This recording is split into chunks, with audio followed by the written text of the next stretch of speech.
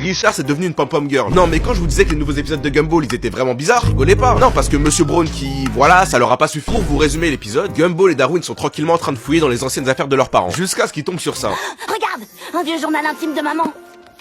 Aujourd'hui, j'ai dépensé tout mon argent pour acheter des pompons parce que je suis un grand garçon. Et donc, comme vous l'aurez compris, ce journal, il appartient pas à Nicole, mais bien à Richard, qui apparemment voulait devenir pom-pom girl. Le problème, c'est que, très étonnamment, sa daronne, elle était pas aussi enthousiaste que lui, tu vois. Et c'est là qu'on apprend un truc assez intéressant sur Richard. Si pendant toute sa vie, il a été Richard, quoi. Si c'était autant un golemon, autant un incapable. Si même quand finalement il a commencé à travailler, il a cassé l'univers, c'est parce qu'il est victime de traumatismes intergénérationnels. En gros, toutes les mauvaises choses qui sont arrivées à ses ancêtres, toutes leurs mauvaises pensées et leurs mauvais actes, ont fini par être retransmis à Richard. Ce qui fait que maintenant, il se sent plus capable de rien. Mais vraiment rien. Papa, dis je suis capable.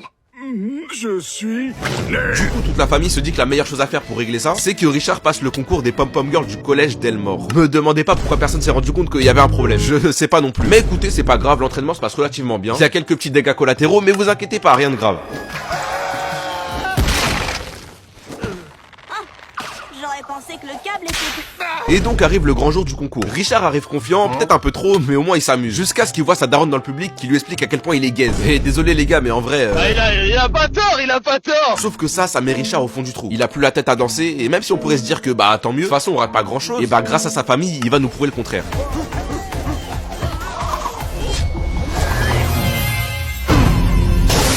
Franchement cet épisode, j'ai pas les mots. Je vous jure que si l'épisode de Nicole qui s'embrouille avec ChatGPT n'existait pas, ça aurait été l'épisode le plus aléatoire toutes saisons confondues. D'ailleurs cet épisode on en parle bientôt, donc abonne-toi.